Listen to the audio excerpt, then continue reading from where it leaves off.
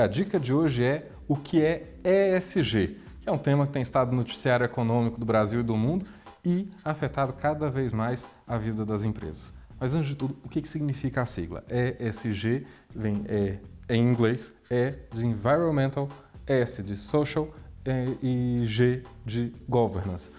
Em resumo, são fatores ambientais, sociais e de governança.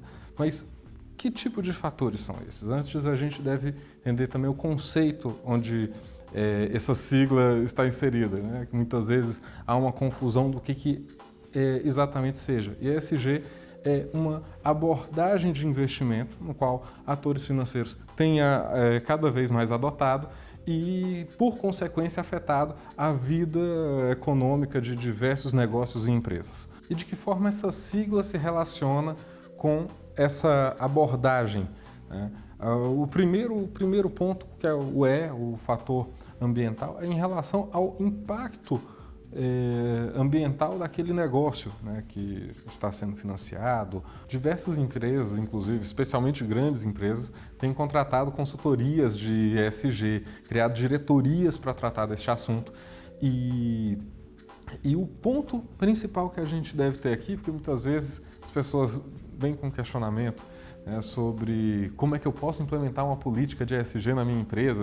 Muitas vezes é uma empresa menor ou não tem orçamento. Assim, como lidar com esses fatores ESG? Né? E, ao contrário, dois mitos precisam ser desfeitos aqui. O primeiro é que isso é uma questão apenas para grandes empresas, o que é mentira, afeta a toda a cadeia de valor da economia, inclusive pequenas empresas, muitas vezes, e também que não existe como a gente trabalhar uma área de ESG, porque ESG é uma questão que afeta o conjunto de atividades da empresa, né? E é justamente isso de que se trata, é o interesse dos sócios, o interesse dos financiadores, o interesse dos stakeholders no respeito a essas questões, né? Uma atenção correta e especial a essas questões. E quais são elas? O primeiro, em relação ao de ambiental, é o fator relacionado à relação da empresa com o meio ambiente. E se as práticas dessa empresa são danosas ao meio ambiente, se a gente tem a prática de ilícitos ambientais ou, muitas vezes, uma negligência a respeito das regras de proteção no meio ambiente.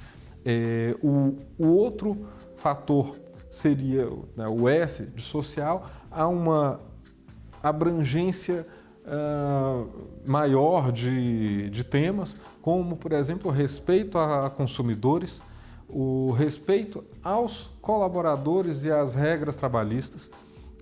A gente pode também mencionar a proteção, o respeito às regras de gestão de dados pessoais, que muitas vezes essas empresas vão ter acesso a dados pessoais de consumidores, de fornecedores. Então, é um fator social que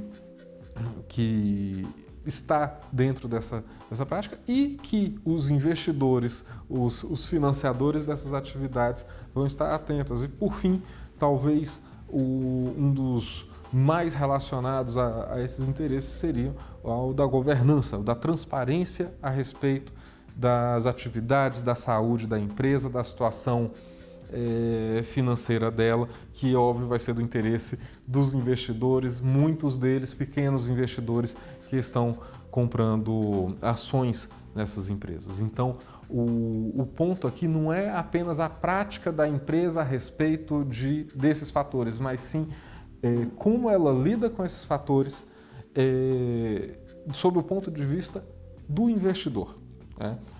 Afinal, a saúde da empresa, as boas práticas da empresa tendem a levar a um sucesso financeiro, que é o interesse dos financiadores e investidores, e, por outro lado, uma prática ruim tende a levar a prejuízos que vão ter reflexos financeiros. Pelo contexto que eu falei aqui, eu acho que já está bem claro que ESG não é simplesmente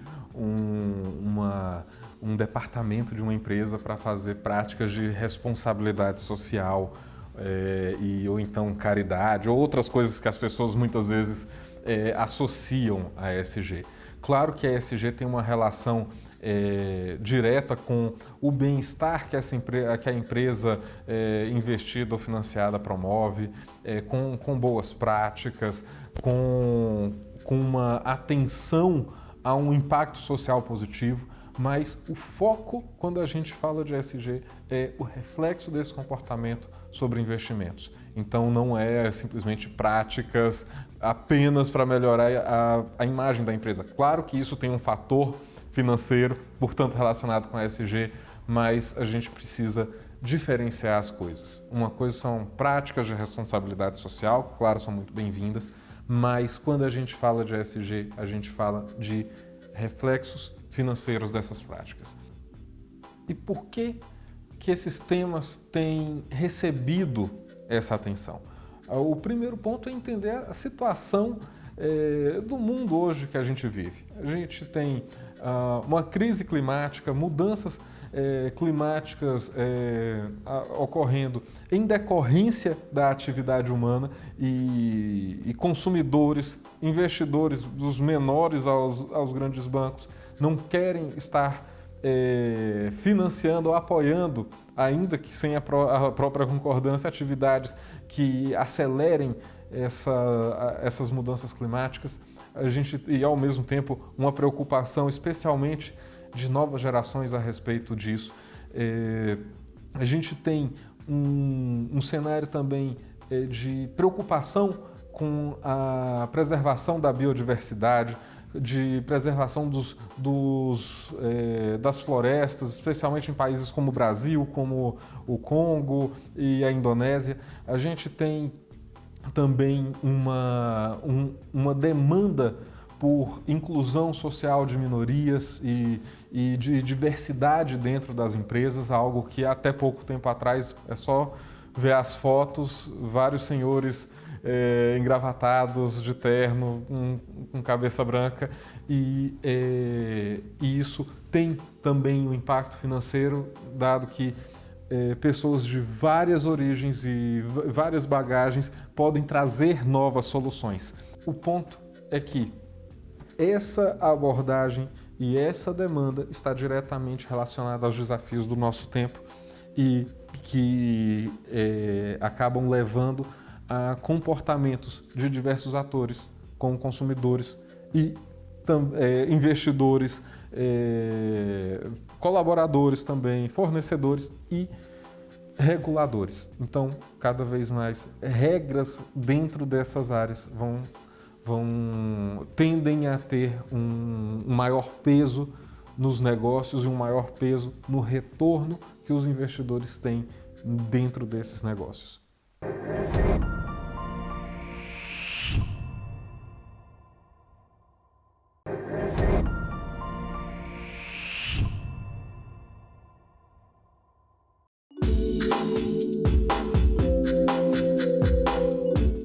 E a dica de hoje é como a agenda ESG tem afetado a vida de empresas. Isso é uma questão que tem sido relevante no Brasil e no mundo. E a primeira coisa que a gente deve considerar quando a gente trata de como a abordagem ESG de investidores, de atores do sistema financeiro tem afetado a vida de empresas são especialmente dois pontos. O primeiro, que provavelmente é bem claro, o tamanho da empresa. Empresas maiores acabam assumindo maiores responsabilidades, estando sujeitas a mais regulações. Inclusive, quando a gente fala de empresas maiores, muitas vezes são sociedades anônimas, com capital aberto, e que a gente tem uma regulação adicional a respeito da transparência dessas empresas para com os investidores.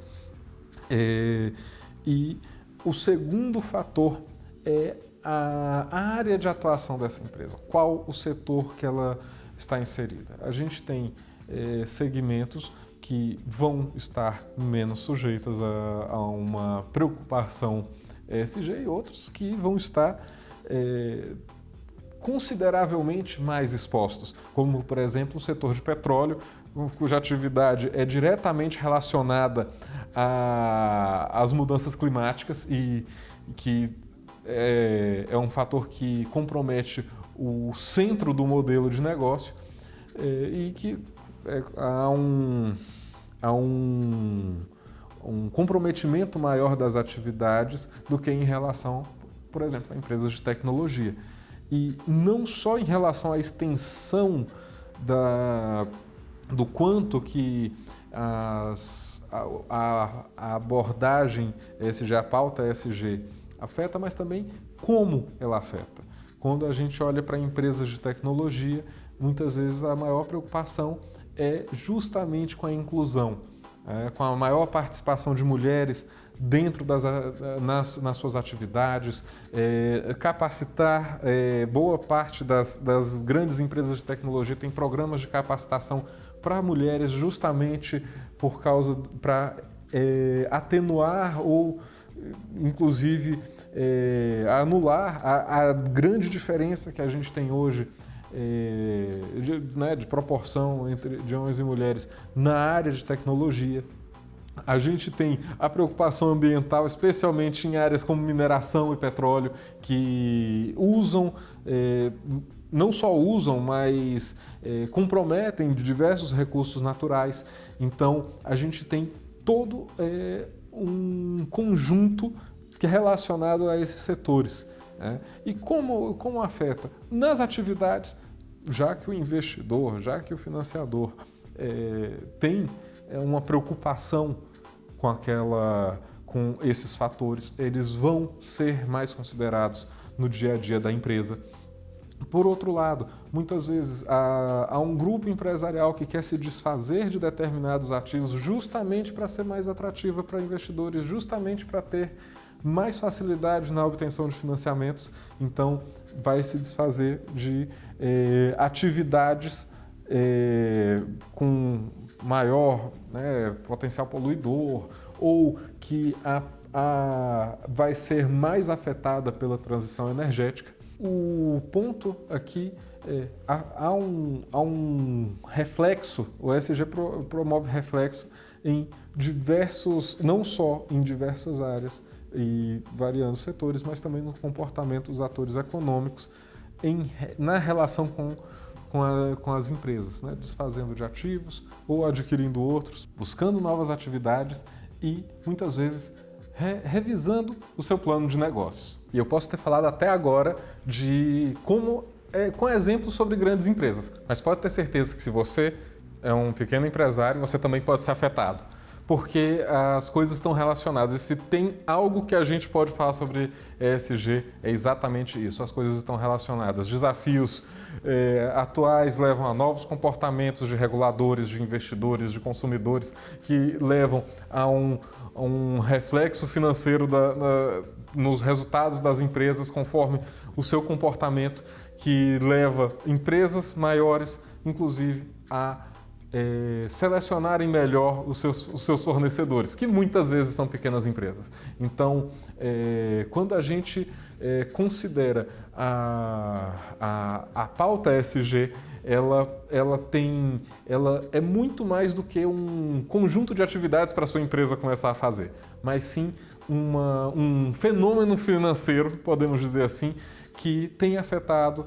diversos negócios de diversas formas e tem exigido uma atenção em relação a oportunidades dentro desse modelo de negócios e, no meu caso, para mim como advogado, uma atenção aos riscos relacionados, os riscos jurídicos relacionados à ESG, porque da elaboração do estudo até a licença de operação, então a gente tem uma licença prévia para atestar a viabilidade, especialmente da localização daquele empreendimento, uma licença de instalação para poder iniciar as instalações, para daí a atividade poder operar e aí sim é concedida a licença de operação. E nesse trâmite a gente tem a apresentação de um estudo para a emissão da primeira licença, para a licença prévia, e é um estudo abrangente, ele precisa ser bem elaborado, muitas vezes falhas desses estudos levam a processos no judiciário e é aquela coisa, uma licença que cai, é uma atividade que é prejudicada e quem colocou dinheiro naquela atividade acaba também sendo penalizado, né? A gente também tem nessas situações a importância de um diálogo com as comunidades afetadas pelo empreendimento. Então, é um exemplo de como o fator ambiental se relaciona com o investimento. A gente tem a questão do licenciamento ambiental, que não à toa tem...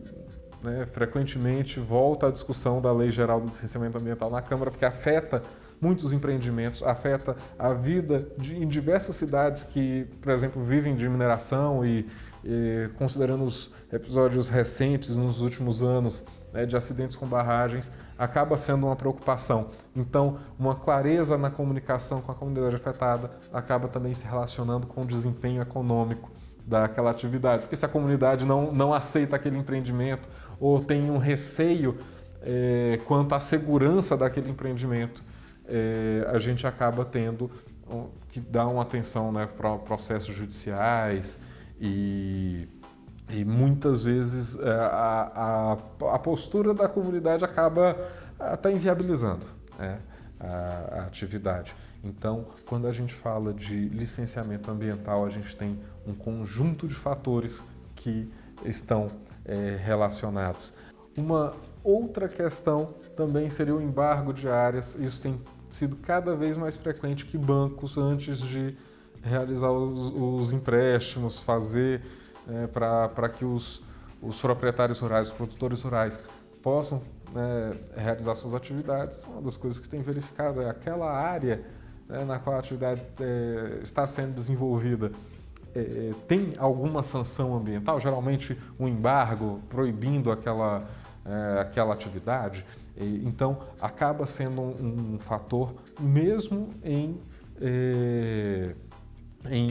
imóveis rurais menores, a gente tem essa questão. Então, não assim, afeta também produtores rurais em menor escala, e acaba sendo também uma questão. Fora o reflexo financeiro de uma responsabilização por um ilícito ambiental, e como deveria ser mais informado, as pessoas deveriam conhecer mais, ser mais divulgado. A gente tem uma responsabilização em 3 esferas independentes entre si. Responsabilização administrativa, a multa, o auto de infração com a multa do órgão ambiental, o IBAMA, aqui em Brasília, o Brasília Ambiental. A gente tem a punição pelos crimes ambientais. Então, algumas condutas podem levar a sanções criminais, inclusive contra a pessoa jurídica, que não vai poder mais contratar com a administração pública, por exemplo. E, além disso, o dever de reparação, que muitas vezes também acaba sendo financeiramente substancial. Indo para as outras letras, mais resumidamente, os fatores sociais. A gente tem uma questão de respeito aos consumidores, práticas danosas a consumidores, empresas que colocam em circulação produtos que fazem mal a crianças ou a quem está consumindo. Claro que isso tem reflexo. A gente tem sanção também por ilícitos no âmbito do direito do consumidor, e isso, claro, tem reflexos na imagem, tem reflexos financeiros para os negócios afetados. A gente tem questões trabalhistas também, práticas trabalhistas, que a gente pode mencionar alguns dos riscos de más práticas, como condenações por trabalho análogo à escravidão, como ocorreu recentemente em algumas fazendas no sul do Brasil, como tratamento discriminatório contra mulheres. Assim, a gente tem alguns casos de né, em que isso acontece. Claro, há sanções, há consequências econômicas, essas consequências econômicas se refletem para investidores, há consequências na imagem da empresa que também prejudicam os negócios. E, por fim, fatores relacionados à governança. Quando a gente fala da governança, em geral está relacionada a empresas maiores, mas que a gente tem um dever de transparência com os investidores.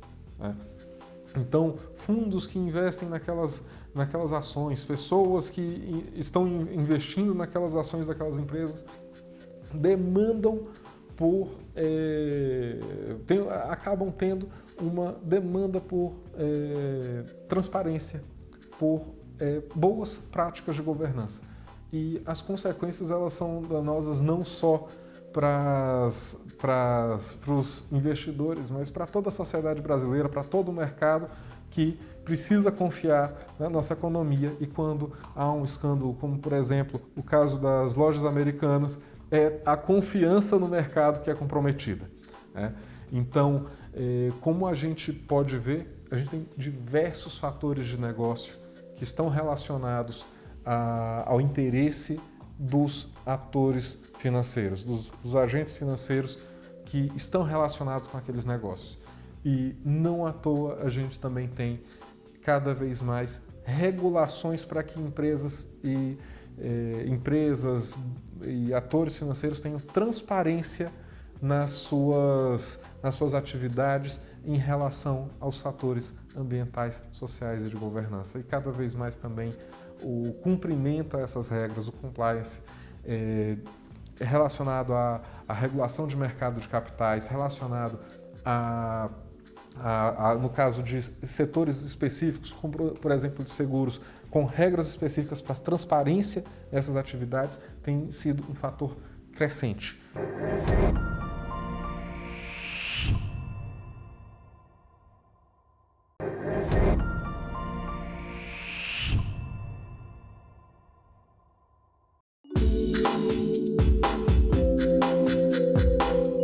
E a dica de hoje é como a pauta ESG pode afetar a vida de micro e pequenas empresas. Muitas vezes a gente relaciona questões ESG a grandes empresas, sociedades anônimas, mas essa abordagem de financiadores e investidores pode sim ser um fator para o desenvolvimento de atividades de micro e pequenas empresas, especialmente em dois aspectos. O primeiro, em relação à cadeia de fornecedores. Muitas vezes, empresas maiores se comprometeram com práticas ESG em relação aos seus investidores, ou a própria regulação há uma exigência em relação a isso. E ela vai ter um controle de quem fornece bens e serviços para ela. Então, vai ter um questionamento quanto às práticas trabalhistas das empresas fornecedoras, se há a regularidade ambiental. E, dessa forma, é importante que pequenas empresas tenham atenção a esses fatores também, né? Pensando como fornecedor e prestador de serviço. Eu posso dar alguns exemplos. Vamos pensar numa grande rede de hotéis. Para um hotel funcionar, ter lá, por exemplo, fornecimento de comida, né? E aí, mesmo uma pequena empresa com, muitas até um MEI, um microempreendedor individual, fornece um determinado prato, um bolo, que as pessoas gostam muito e esse hotel resolve fornecer. E dependendo dos compromissos dessa rede de hotel, ela pode ter que responder um questionário falando que não está empregando nenhum menor de idade, que está em dia com todas as licenças. Ou, por exemplo, fornecedor de pratos, de materiais para esse hotel, e que pode ser tende a ser uma empresa menor. Outro exemplo seria o fornecimento de produtos agrícolas, né? A gente tem muitas vezes um fornecimento, vai ser exportado aquilo, então vai ser vendido para algum frigorífico que compra de fornecedores daquela região e o frigorífico, muitas vezes grande, vai ter uma atenção para saber se não está comprando, né, de áreas embargadas, áreas na qual a fazenda teve alguma sanção por um ilícito ambiental, inclusive por compromissos com o Ministério Público. Então, é um compromisso que afeta o desempenho do negócio e afeta o desempenho de pequenos negócios, muitas vezes pequenos agricultores que fornecem para empresas comprometidas, no caso frigoríficos, ou exportam, e a atenção fora do Brasil a isso já é notória. E a segunda forma com a qual a pauta ESG bate na porta de pequenas empresas em relação à oferta de capitais, à oferta de crédito. Vamos pensar mais uma vez em exportação, que pequenas empresas também exportam, né, muitas vezes, e essa exportação muitas vezes precisa ser viabilizada por meio de empréstimos, né, e dessa forma haverá uma atenção do banco em relação a práticas ESG, da mesma forma que em relação aos fornecedores. E a gente pode dar mais um exemplo dentro do agro, que a gente tem um banco da Holanda, que presente em várias pequenas cidades do Brasil, pequenas cidades com vocação para o agronegócio, e ele tem toda uma atenção em relação à gestão ambiental dessas fazendas. O motivo disso é que a regulação na União Europeia impõe que ele tenha transparência a respeito de quais as atividades que ele está financiando, e no Brasil, claro, vai haver uma atenção considerável para isso. Então, são essas duas formas com a qual a pauta ESG pode se tornar relevante para o seu negócio em relação aos riscos. E em relação às oportunidades, a gente deve avaliar as potencialidades de cada negócio, né? Quais soluções que estão sendo dadas para, por exemplo, empresas possam cumprir as suas metas ESG.